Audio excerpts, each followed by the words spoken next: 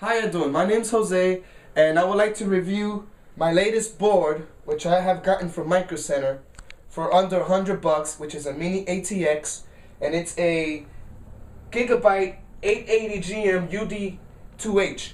It's an improvement over this board, which is the BIOSTAR 785G 128 on memory video graphics.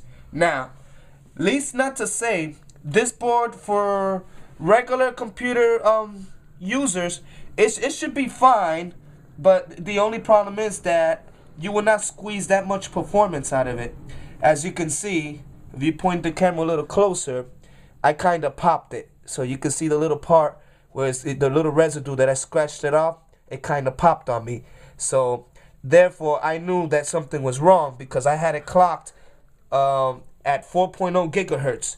And as you can see, my memory controllers, they're basically fried, and only one slot, which is 2 gigabytes, only runs. So it fluctuates just fine, but I'm not too sure if it's gonna continue to work because, you know, due to the fact that I had it clocked. So, but besides that, this is the board that I'm going to remove because, you know, for what it's worth, DDR2 is like, it's outdated, and I had to improve on performance and on memory itself. This is an old architecture. It'll still run the Phantom 2s. It won't run the 6-core that well, but it runs with the quad-core just fine.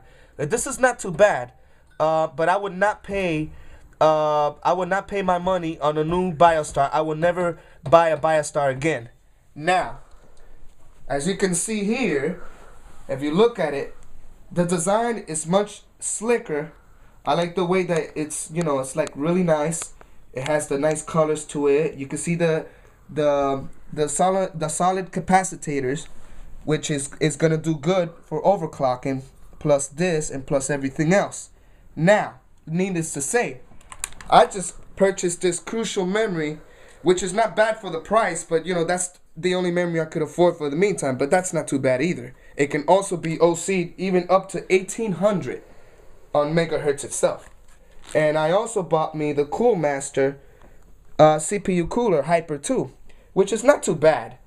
And of course, I have this already installed, which is the AMD Phantom 2 6-core processor. And then of course I have the ATI graphics, which it just is not much, but it'll still play your games. And it's the Radeon HD 5770. And also I bought me a power supply from OCZ, and they're not too bad. A 600-watt power supply. That'll be just enough to run everything else, and it'll fluctuate just fine. Now, the reason for the video is because I want to let you users out there know that any of the computer builders out there, any technician out there, if they're willing to buy a motherboard decent enough for just computing, BIOSTAR is not too bad, but I would not recommend BIOSTAR for reasons.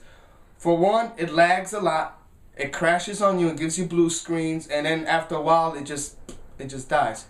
So I had to find out the hard way. But before I ever had my hands on a BIOSTAR, I had other boards. One of the boards that are out there, which is a good board, is an MSI. I don't know if you heard of it.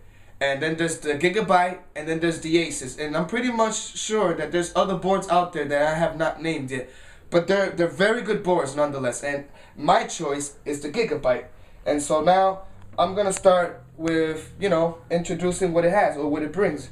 It brings the manual book, so you can see. Teaches you how to, you know, proper installment.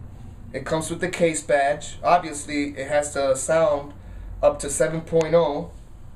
And it comes with the installation disc as well, and it comes with the kit. This will be my first review on YouTube in many years. So I hope you enjoy this, and you know, inbox me at Facebook. My email is elcantante28@yahoo.com. Feel free to inbox me anytime you want, and don't worry to you others if you try to bug me, because I know about that stuff. But besides that, feel free to inbox me, ask me any questions you want, and I'll answer to the best of my knowledge. So This is Jose signing off, and I'll see you on the next review.